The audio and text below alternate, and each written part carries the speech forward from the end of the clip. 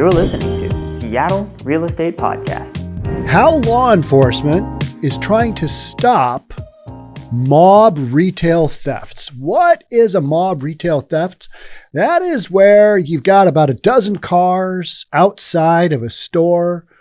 Said inhabitants of those occupants of those cars, bum rush a store, just go into a store, take all the stuff, take as much stuff as they physically can, run back out to the cars, book it out of there, escape their crime. That's what a mob retail theft is. Say a picture like Nordstrom, Louis Vuitton was a big one, Burberry's, places with expensive stuff. You go in and just in mass. These are organized mob mass theft rings going on, right? So what are the police doing about it? That's what we're going to talk about today. Before we jump on in, I'll introduce myself. My name is Sean Reynolds. I own a couple of real estate companies, and I read the news from that perspective. You might ask yourself, just off the top of your head, what is a real estate guy doing talking about mob retail thefts? Well, this is also a small business type platform because I run a couple of small real estate companies, and business is important, and business within a society is what allows people to basically make money. And from that standpoint, having an issue like public safety, not be able to take care of a community to prevent mob retail thefts, that has an impact on communities. We need to talk about it. It's got a lot to do with real estate. It's got to do with people. It's got to do with, how a community operates. And a lot of these communities in California, specifically like San Francisco, they're being impacted right now. So maybe you live in a community where this isn't happening. Hey, I say good for you. Hasn't really happened in Seattle. I did see it happen right after the whole George Floyd thing went down, but that was part of the quote unquote peaceful protests that weren't peaceful. When you are smashing windows and doing the grab and dash game, that's not peaceful. That's wildly violent and against the law, and you should be apprehended and do a lot of time. That's my opinion. But so we've seen this storyline of, Nordstrom's just getting rocked, Louis Vuitton, Home Depot of all places. And you're like, what are you going to steal there? Well, you're going to steal the implements, the tools you need to do future dash and grabs. Smash, dash, and grab. Smash, grab, dash. I guess that's how that should go, right? I don't know. I haven't put a lot of thought into that, but that's how it goes. So I'm reading an article from CNN because there's one line in this article that's pretty good. I looked at a bunch of others, but if you can get your message across while reading a story from CNN, I'd say you've pretty much had a solid day. With in-store customers expected to return in droves for the holiday shopping season, so dramatic. Law enforcement agencies are moving to halt a wave of organized smash and grab crimes at retailers across the U.S. I was just talking to my video guy, Ehud, when he was just leaving my office because he gets all this set up. And I was like, have you followed that story? He goes, no, it's not good though. I mean, it's just... yeah, it's one of those stories where you're like, oh, my life is complex enough where I don't need that information floating through my head. So I'm going to talk about it, and you don't have to think about it. You can just absorb. You can just sponge up this information. And the reason I wanted to do this podcast is because so much of this is just you get this information. All right, Nordstrom's got rocked. All right, other stores got rocked. What's behind it? What are we doing about it? That's what we're talking about today. In Chicago, Los Angeles, and by we, I mean law enforcement and, prosecutors, because a lot of this stuff is going on in California, and they've got that whole Proposition 48. And they've had a lot of crime go on because of that. And if you know what that is, you know what that is. But it's basically, if you steal something under $950, it's a misdemeanor. It's not any kind of real crime. You're not going to do any time. So, yeah, California, that's really worked out well, hasn't it? Shutting down stores left and right because of it. In Chicago, Los Angeles, and other major cities, police departments are increasing patrols at retailers targeted by mobs of thieves in brazen raids. They're literally going in and just pilfering these stores. It's insane. And everybody knows that everybody has a video camera on their phone. So there's all kinds of examples of, hey, do you see that video? You see that video? And these people are getting caught as well. It's not like this is, a perfect crime by any means. It's just crazy that, I guess it's a numbers game. If you have enough people go in and steal from a store, XYZ% of those people are going to get away. They're going to be able to sell their stuff. Numbers game. So sad. In Northern California, district attorneys formed an alliance to prosecute organized theft rings. At the federal level, the FBI said it is in close contact with local law enforcement investigating such cases and prepared to take further action. What are you going to do? What are you going to do? We've been seeing this wave of people invading stores in large numbers, San Francisco Police Chief William Scott said. There is no way in my mind that we can have a situation where 20 up to 80 people can invade a store or series of stores and there not be some communication and some organization. The way I equate that is, have you tried to get 20 members of your family to like a photo shoot or a restaurant or church for Christmas? Try getting 80 people to show up to a certain place on time. What does that look like? In my family, it's difficult. It's tricky. There's always somebody who's like, I can't get there because of this. So you got between 20 and 80 people showing up to do a task at the same time. Absolutely. It's coordinated. I mean, this is organized crime, right? This is organized crime. We all know what it is. Nobody really wants to talk about it. It's organized crime. On the weekend before Thanksgiving Day, thieves swarmed the Southland Mall in Hayward in the San Francisco Bay Area, smashing display cases with hammers at a store before grabbing jewelry and fleeing. 3 suspects were arrested November 20th after a mob ransacked a Nordstrom store in Walnut Creek, east of San Francisco. Some 80 suspects, 80 suspects, 100 people, almost 100 people, well, 8/10, right, were involved, and they fled the outdoor mall in at least 10 vehicles. What are those? Massive SUVs? The theft followed similar raids that weekend near San Francisco's Union Square, where thieves targeted Louis Vuitton, Burberry, and Bloomingdale stores, a Walgreens, and cannabis dispensaries. Cannabis, you got the weed and you got the cash. 7 Bay Area district attorneys in San Joaquin, Contra Costa, Alameda, San Francisco, Marin, San Mateo, and Santa Clara counties announced last week in an alliance that also included law enforcement and state agencies to combat organized retail theft.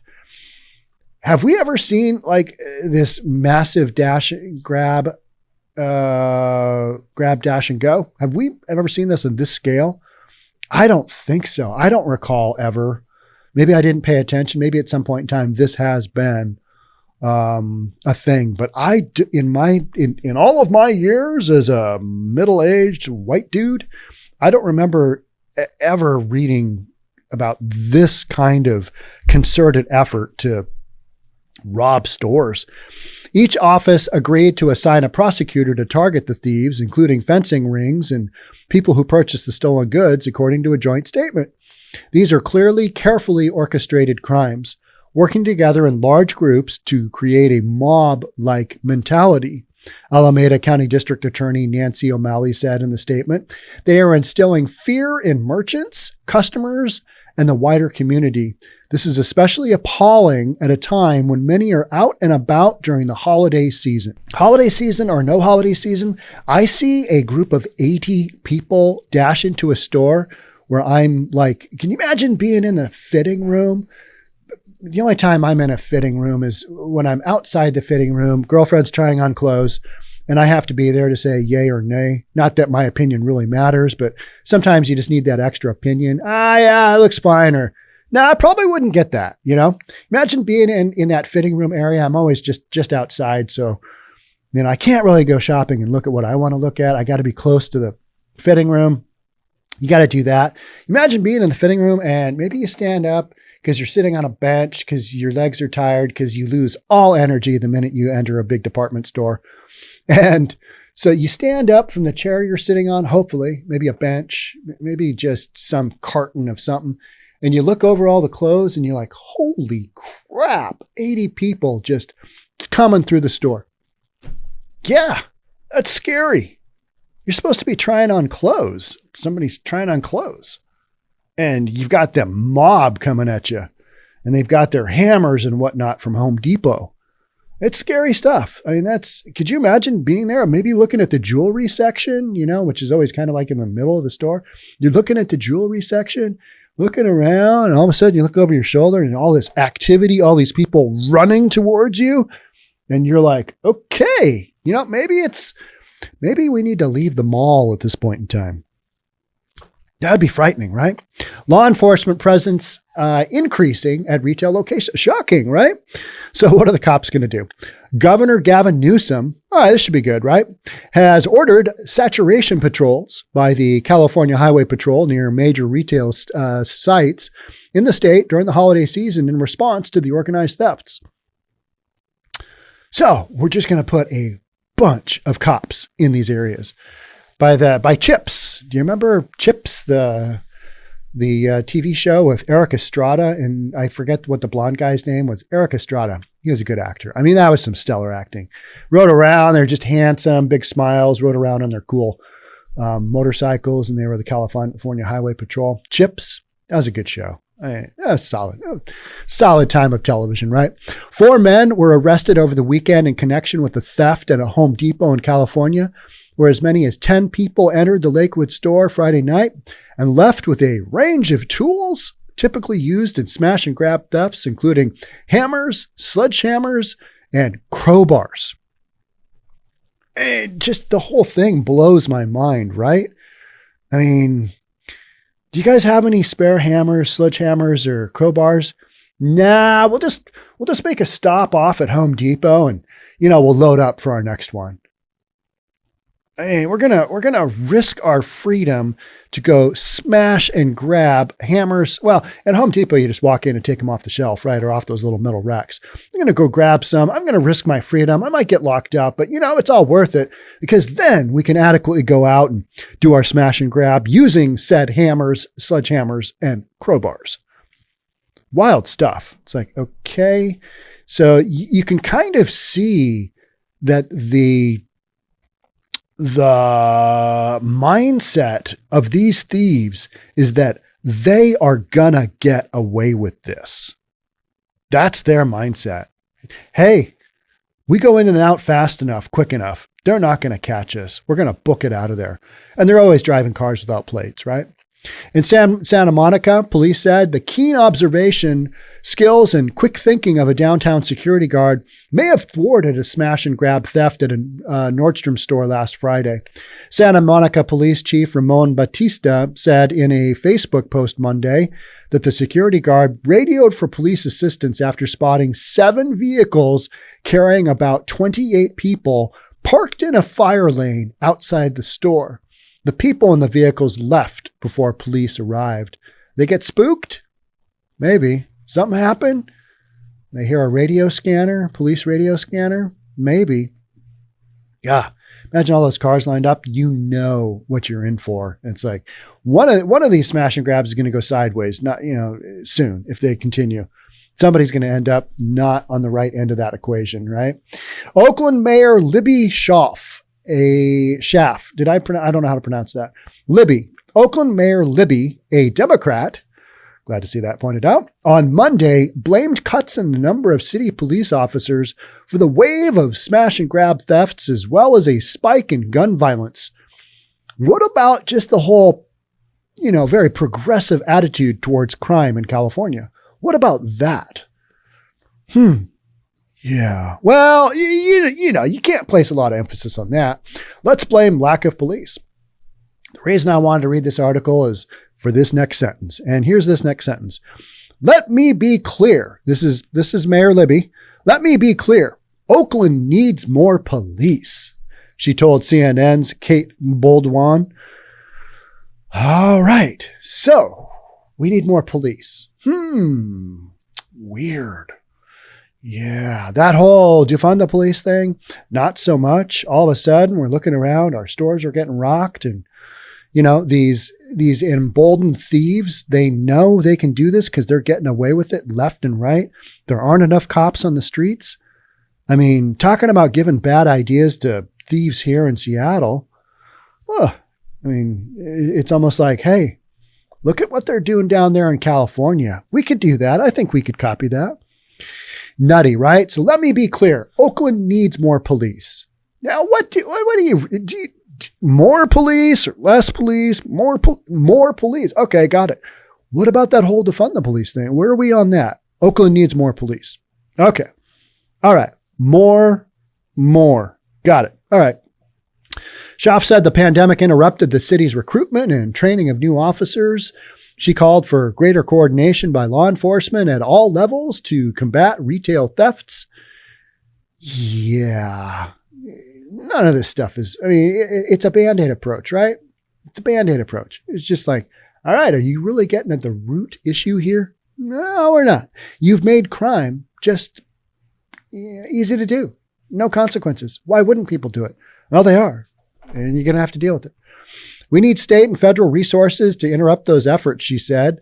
Lord knows the thieves are coordinated. We need to be coordinated as well. Interesting. You want law enforcement to be coordinated? You want more police and you want them coordinated. What about that defunding the police? I keep thinking that, we just kind of came out of that, and are we saying all together that wasn't a good call and we need more cops? Organized thefts have been reported throughout the country, including a case involving at least 30 people who stole electronics from a Best Buy store on Black Friday in Burnsville, Minnesota. I read about that one. Imagine being a Best Buy dude in there making $12 an hour and 30 people rush your store. You'd be like, yeah, I got to go on any kind of a break. I'd like to leave now forever. In Illinois, Chicago Police Superintendent David Brown said on Monday that his department was particularly focused on smash and grab thefts. He said 2 teenagers were arrested for the theft of $8,500 worth of items from a beauty supply store. All right. Haven't heard that one. Beauty supply store. New opportunity there. Okay.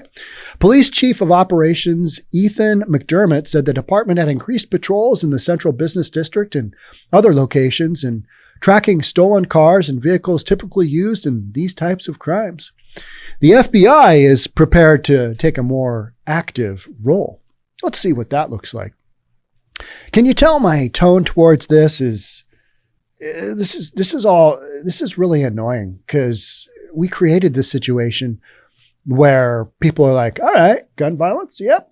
That's a go. All right. Stealing from stores en masse. Yeah, that's a go. This doesn't happen just all of a sudden, just because, does it?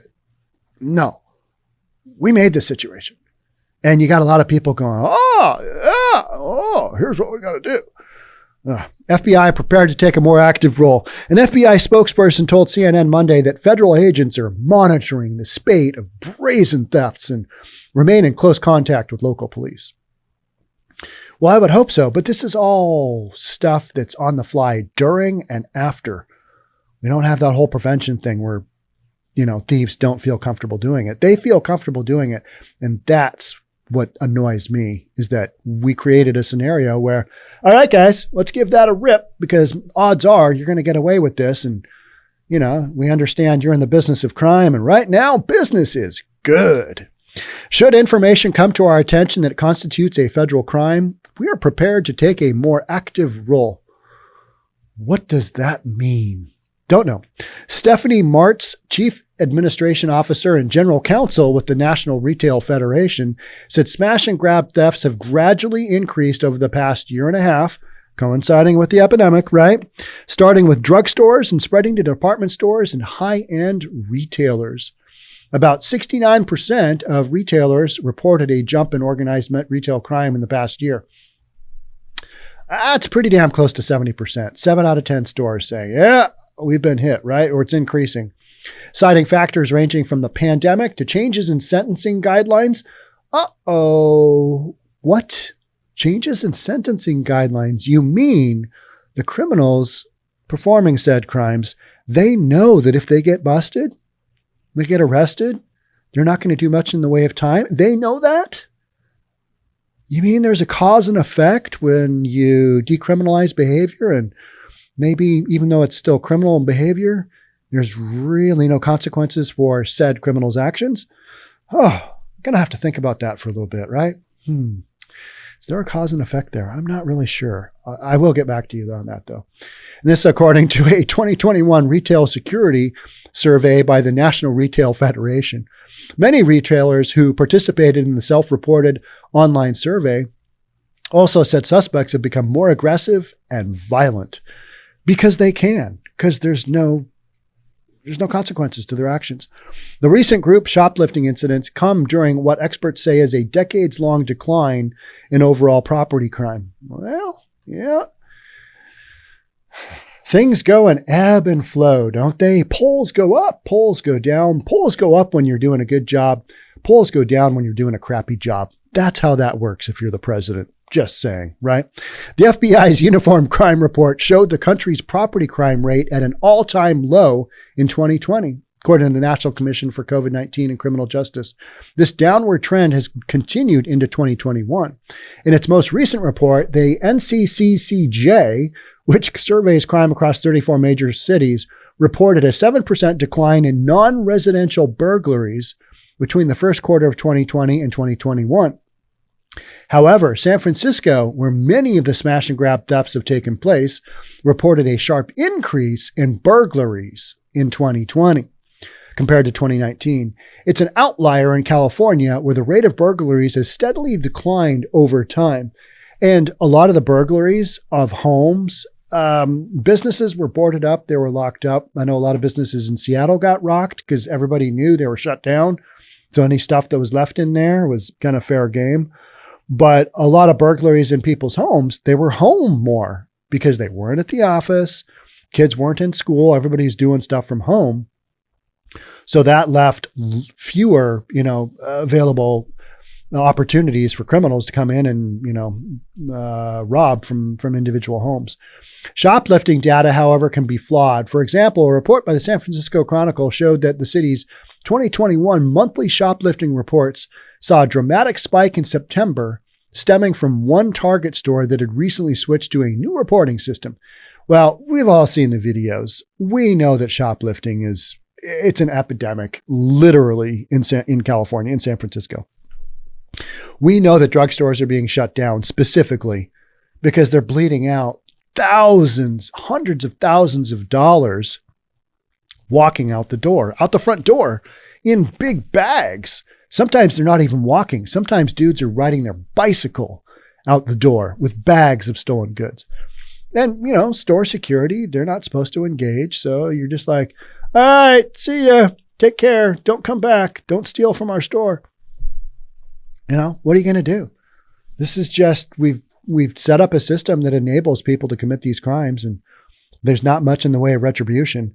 So after hearing me talk about that for 26 minutes or so, do you feel like there's an adequate solution on the table here that we're talking about from law enforcement to prevent some of these crimes?